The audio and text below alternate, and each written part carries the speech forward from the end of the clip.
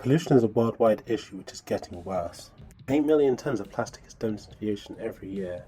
So much so that Greenpeace and other organisations are calling for the government to introduce new plastic reduction targets and bring in groups with the power to enforce it. Pollution is affecting the ecosystem of rivers, wildlife and habitats, as well as causing a large range of side effects, primarily rising sea levels and increasing global temperatures. Our goals of the project are also those held by the UN Sustainability Goals for life underwater, as well as those held by our local water supplier, Severn Trent. The UK government isn't helping enough by simply banning straws and adding a price for plastic bags, since the majority of rubbish comes from industrial causes. Some sources show up to 95% of all rubbish is industrial, leaving only 5% to be municipal. The majority of this rubbish isn't properly disposed of or recycled and comes into the ocean from rivers.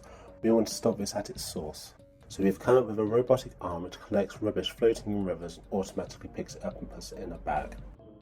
Our product works by having one arm controlled by motors in 3 different sections, giving it a full range of motion and a large reach. It is controlled by a Jetson Nano and uses a CSI high-res camera to view the rubbish and an accelerometer to detect the X, Y and Z coordinates of the arm so it knows where to move to collect the rubbish.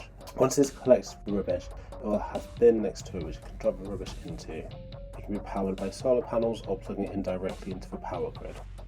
This means it can have different attachments such as well as mobile versions which can be taken out to sea.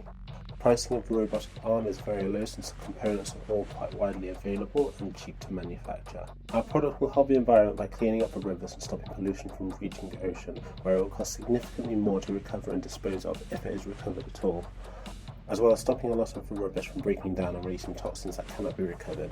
It will also have a lot of long-lasting effects on the environment to stop species from going extinct in the future and helping to repopulate life underwater.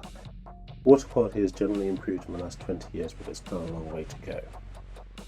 £5 billion is spent on water treatment a year, and so there is potential to get a government back to solve this problem. For every £1 invested, it gives £8 of value back. With this project, we are aiming to have a big impact on the environment, since it will allow us to continually and autonomously collect rubbish with only a small amount of startup. It will have long-lasting effects on the environment and future generations to come, helping repopulate wildlife and plants.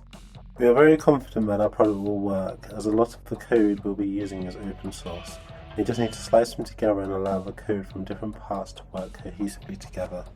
Since this is our first iteration of the product, we are building around the NVIDIA hardware, but it will also be able to run on any device with an NVIDIA GPU. This will be optimized in the future to be able to run on more hardware and even offshore with a cellular connection.